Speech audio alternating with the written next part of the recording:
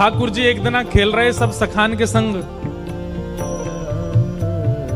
और खेलते खेलते इतने में श्रीदामा भागन लगो। ठाकुर जी बोले, ए श्रीदामा कहां को जा रहे है? श्रीदामा बोलो, लाला ससुराल जा रहा हूं अपनी। ठाकुर जी बोले, नंदगाम सुनो, बरसानो सुनो, वृंदावन सुनो, गोकुल सुनो, जे ससुराल कौन सा गांव है भैया? श्रीदामा हंस के बोलो, लाला ससुराल गांव को नाम ना है।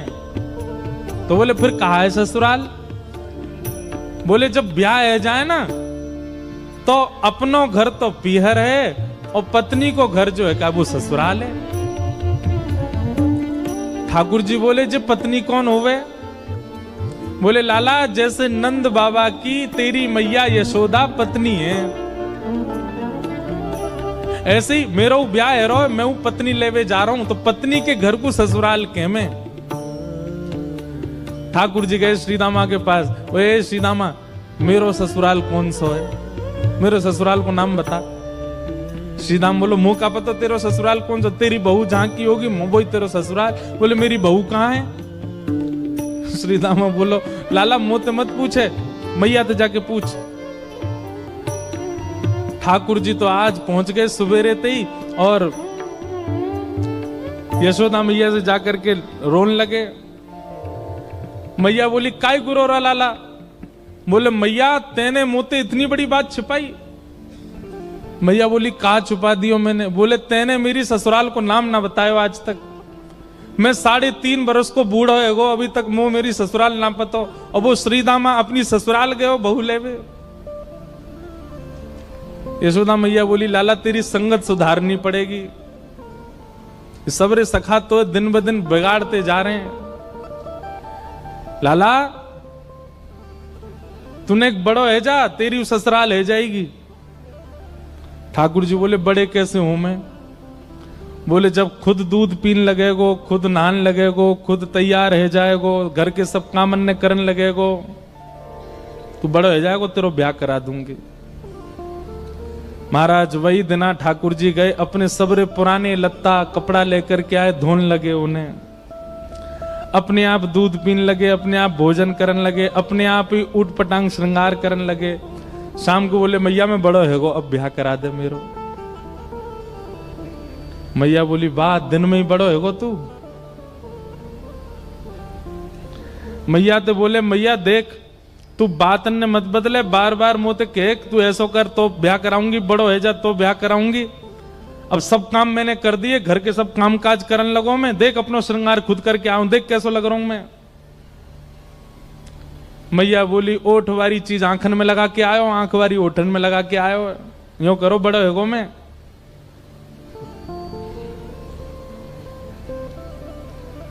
ठाकुर जी बोले, मैया मेरो ब्याह करा दे, नहीं तो श्रीदामा बहू लेके आ रहा हूं, बाकी बहू ले आऊंगा मैं, वही की बहू को ले आऊंगा, वही की ससुराल को अपना बना लूंगा। तभी एक सखा दौड़ो दौड़ो आया, बोले, ए लाला देख श्रीदामा बहू लेके आ गो। बहू को नाम सुनते ही ठाकुर जी तो मचल गए, लेके चल मुंह को जल्दी। मैया रोकने लगी, बोले, लाला ने सुधर के तो जा, कैसो बन के जा रहा है? ठाकुर जी तो दौड़े दौड़े गए, बोले, कहां ते आ रहे हो? बोले, वहां ते आ रही है, पालकी में बैठ के बाकी बहू आ रही है। ठाकुर जी पहुंच गए, बीच रास्ता में रोक ले, सबको कथा पता है। माधवी की मां ने पहले ही मना करके भेजा था कि बोले, तेरे सखा, तेरे पति जो श्रीदामा, उनके जो सखा कृष्ण है, उनको मुख मत दिखाइयो। ठाकुर जी पालकी में घुस गए, हाथ पांव जोड़ के कहने लगे, भाभी जी एक बार ने अपना मुख दिखाए दो, लेकिन माधवी ने नहीं दिखाया। अब देखो, भक्त नहीं चाह रहा है कि ठाकुर जी को मैं मुख दिखाऊं, पर ठाकुर जी तो देख रहे हैं ना। आप कितनों भी उनको देख लो, लेकिन आपके चित्त में भक्ति को संचार तभी होगी जब उनकी कटाक्ष आप पे पड़ेंगे। तो एक बात तो सिद्ध है कि यहां बैठे जितने भी हैं, एक बार भी यदि नाम के प्रति प्रेम आपके चित्त में बढ़ रहा है तो ठाकुर जी ने कभी तो देखे, भूल के ही सही देखे तो हैं हम, तभी हमारे चित्त में भाव उत्पन्न। ठाकुर जी कह रहे हैं देख ले, बड़े बड़े जोगी, बड़े बड़े तपस्वी, बड़े बड़े ध्यानी हमारे मुख को देखवे के काजे तड़पे, और हम तेरे सामने बैठे हैं, तू हमें मोहना दिखा रही अपनो। माधवी ने मुख नहीं दिखाया। ठाकुर जी बोले ठीक है, तड़पेगी मुख को देखवे के काजे। माधवी बोली मोए ना तड़पनो, मेरे पास मेरो खसम है, वही देख लूंगी, तुम्हें काहे को देखना। ठाकुर जी बोले वचन दे के जा रहा हूं, तड़पेगी। जैसे छोटे से बालक कभी कभी बड़ी बड़ी बात करते हैं तो बड़े लोग उसको मजाक में लेते हैं, ऐसी माधवी ने भी मजाक में लिया, देखा ही नहीं ठाकुर जी को। लेकिन ब्रज वृंदावन में तो और कोई काम ही नहीं। या दो हने बहनने मथनो पलेपो प्रेंखे खनार भरुदितो क्षणमार जनादो। श्री शुकाचार्य जी वर्णन करते हैं वृंदावन में कैसी स्थिति है। गोपियां दोहन करती हैं तो घर घर घर जो दही की मथनी की आवाज आती है ना, उसी में ही कीर्तन करने लग जाती हैं। कृष्ण ऐसे, कृष्ण के नेत्र ऐसे, कृष्ण की नासिका ऐसी, कृष्ण के कान ऐसे, कृष्ण को मोर पिछ ऐसा, कृष्ण की पीतांबरी ऐसी, कृष्ण की भुजा ऐसी, कृष्ण के चरण ऐसे। कोई गोपी अपने घर में चौका लगा रही है और चौका में पौंछा की जो छर्र छर्र आवाज आवे, वही छर्र छर्र ध्वनि में ही कीर्तन करने लग जाए, कृष्ण ऐसे, कृष्ण ऐसे। हसितम मधुरम चलितम मधुरम वमितम मधुरम मधुराधिपते अखिलम मधुरम। इन सबकी बातें सुनकर के मीराबाई, माधवी को ऐसा लगता है कि इन सब से तो मैं श्रेष्ठ हूं, कम से कम अपने पति की हूं, इन सब की तरह तो नहीं। पूरे दिन उस कृष्ण की प्रशंसा करती रहती हैं। सब गोपियां माधवी से कहती हैं अभी तक तेरे सामने आयो ना आए और तेने अभी तक देखो ना आए। अरे या प्रेम को काम भावना ते मत देखियो, 3.5 वर्ष को 4 वर्ष को है, लेकिन वहां के प्रति एक अलग ही प्रेम प्रकट है। चाहे माधवी सबको ज्ञान देती है, बोले चाहे 3 वर्ष को 4 वर्ष को है तो अन्य पुरुष, क्यों उसकी बातें करती हो, क्यों उसकी ओर देखती हो।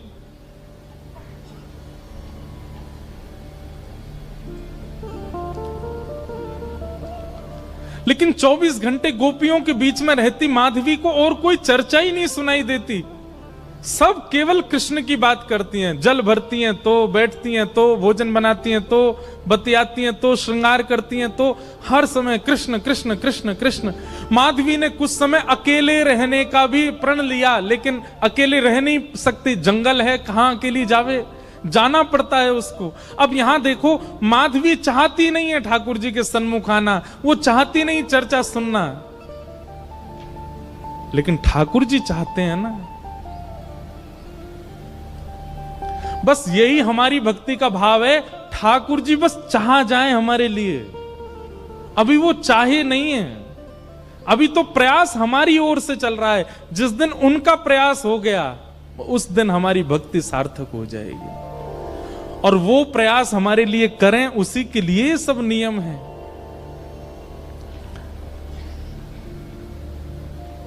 अब तो माधवी 24 घंटा ठाकुर जी का नाम सुनती है। एक दिन रात में सोई तो अब कानों में कृष्ण कृष्ण कृष्ण कृष्ण गूंज रहा है, तो कान बंद करती, पता नहीं पूरे दिन इतना नाम सुनती हूं कि अब तो कानों में भी यही गूंजता है। कान बंद करके सोती है तो स्वप्न में कृष्ण ऐसे हैं। अब कृष्ण देखे नहीं है, लेकिन उसको श्याम वर्ण, पीली पीतांबरी, वंशी, मोर पिछ सब अनुभव होता है। उठ के बैठ जाती है, नेत्रों को मीटती है, क्या करूं मैं, नहीं चाहती है स्वप्न मुझे आवे। श्याम दृगन की चोट बुरी रे, श्याम दृगन की चोट। ठाकुर जी देख लेंगे तो ऐसे है जाओ। अब धीरे धीरे माधवी की स्थिति ऐसी होने लगी कि अब वो ना चाह करके भी कृष्णमयी ही हो गई है। रात्रि में सोती, अचानक उठ बैठती है, ऐसा लगता है मानो जैसे उसका हाथ पकड़ लिया हो। रात्रि में सोती, अचानक से मोगरा की सुगंधी आने लगती है, गुलाब की सुगंधी आने लगती है, उठ के बैठ के डर जाती है, कौन आ गया। अब तो स्थिति ऐसी हो गई कि आधी रात और माधवी को ऐसा लगता है कि भोर हो गई और तुरंत उठ करके जल्दी जल्दी वस्त्र धारण करती है, मटका उठाती है और दौड़ करके जाती है। अरे विलंब है गयो, इतनी देर है गई, मैं अभी तक उठी नहीं, जबकि है आधी रात। दिन रात सब परिवर्तित हो गया।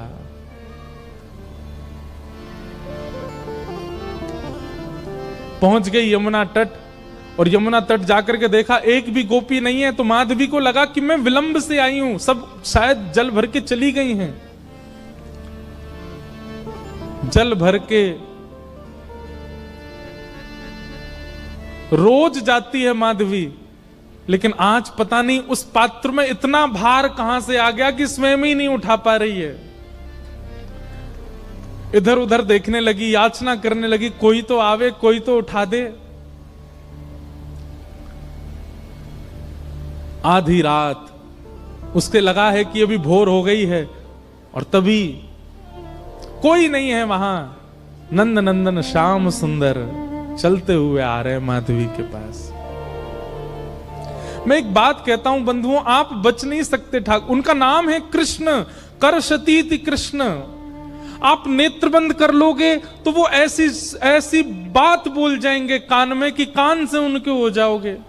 कान बंद कर लोगे, नेत्र बंद कर लोगे तो ऐसी सुगंधी आ जाएगी कि सुगंधी से उनके हो जाओगे।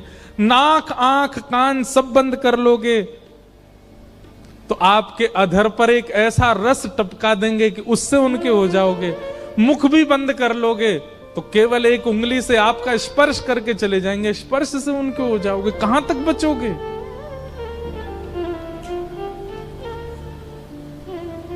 माधवी की मति घूम गई है। आधी रात ही आ गई और तभी ठाकुर जी वहां पहुंच गए। पहले तो चाल देखी तो चाल पर मोहित हुई, फिर जब वक्ष देखा तो वक्ष पर, जब हाथ देखे तो हाथ की चलन पर मोहित हो गई और मुख देखा तो भूल गई सुध बुध।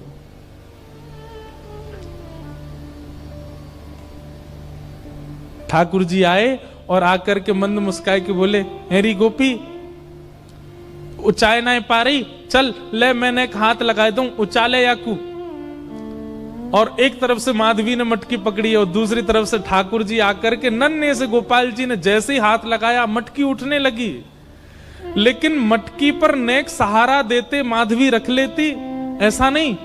ठाकुर जी मटकी उछा के जैसे जैसे मटकी उछ रही है वैसे वैसे ठाकुर जी लंबे होते जा रहे हैं और बिल्कुल माधवी के नेत्रन के सामने आकर के खड़े है गए।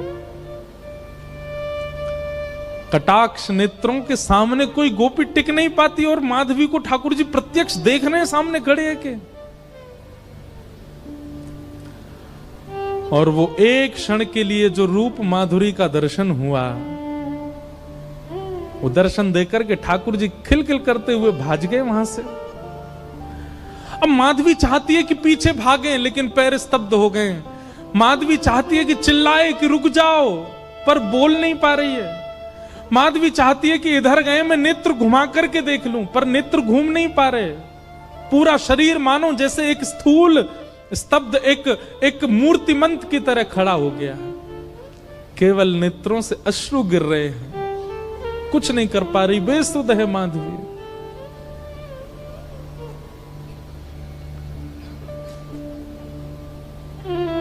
वहीं खड़ी रही तब तक जब तक भोर में गोपियां जल भरने नहीं आ गईं। अश्रु जलों से जल पूरा वस्त्र भीग चुके हैं माधवी के। और तभी सब गोपियां आई, आकर के देख, अरे ये माधवी ये पहले ही आ गई जल भरवे। सब ने जाकर के हिलाया, स्पर्श के बाद भी माधवी हिल नहीं पा रही है। बस नेत्र लाल पड़े हैं, अपलक नेत्र हैं और नेत्रों से केवल अश्रु गिर रहे हैं। बोलना चाहती है, कहना चाहती है, चिल्लाना चाहती है, किसी को पकड़ना चाहती है, पर कुछ नहीं कर पा रही है। ये है ठाकुर जी की दृष्टि यदि पड़ गई तो ऐसी स्थिति हो जाएगी। तब एक गोपी गई और यमुना जल लेकर के जैसे ही माधवी के मुख पे छिड़को, माधवी तुरंत सचल जैसी हो गई और धड़ाम से मूर्छित होकर गिरी। गोपियां सब उसके चरण मसलने लगी, हाथ पकड़ने लगी, सिर सहलाने लगी। और जैसे ही होश में आई, होश में आती बस रो रही है और पूछ रही है वो कहाँ है, मोहनी मूरत सांवली सूरत, वो कहाँ है। श्याम दृगन की चोट बुरी रे, श्याम दृगन की चोट बुरी है, श्याम दृगन